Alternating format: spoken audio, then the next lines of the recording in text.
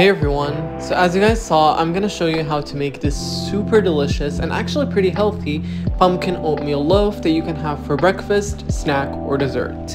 So the recipe is super simple, so let's go ahead and get started. So if you would like detailed measurements of how to make this recipe, I'm gonna leave it linked down in the description. But basically all you need is just in a bowl, add some milk of choice. I used hazelnut milk because I felt like the flavor of the pumpkin and the hazelnut is gonna really complement each other, and I also just really like the flavor of hazelnut milk, so I used that. To your milk, you're gonna add a little bit of pumpkin puree. I actually have an entire YouTube short on how to make pumpkin puree from scratch because I know that it's not really sold in every single grocery store, and also some grocery stores really overprice it. So yeah, I really recommend making yours at home. It's so easy and so much cheaper, and actually it lasts a really long time in the refrigerator. After that, just mix your pumpkin puree really well with your milk. Make sure to mix it until there is no lumps, so that way the bread is just perfectly smooth, if that makes any sense. And then I don't know what happened to the footage, but I also did add a little bit of maple syrup and vanilla. If you don't have maple syrup, you can also use honey. Both work amazing, but I'm not gonna lie, this is also pretty optional. I just like that if you really want the bread to be perfectly sweet, then I do recommend adding the maple syrup or the honey. So now for the dry ingredients, you just need a little bit of oatmeal. You can use instant oats, rolled oats, you can use whatever you have on hand. I used instant oatmeal because I like the texture of it and the flavor.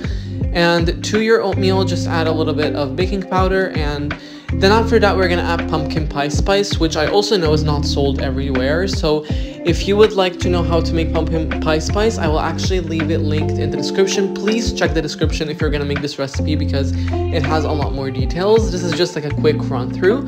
And then after that, I chopped some 100% dark chocolate, which I know is really bitter, but I personally really like the flavor of dark chocolate. I find it really delicious, especially combined with maple syrup or something that's already really sweet. I feel like it really balances it out, but you can use any chocolate that you like. And then add your dry ingredients slowly into your wet ingredients.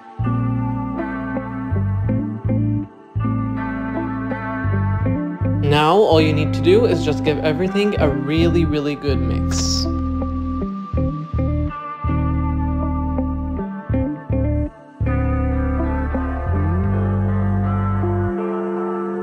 Once everything is well combined, go ahead and add it to an oven-safe dish. And yeah, basically this is the last step before we need to bake it. So just make sure that if you're using a normal oven-safe dish, make sure to grease it with a little bit of oil. Mine is non-stick, which is why I didn't grease it, but this is really important if yours is a normal one.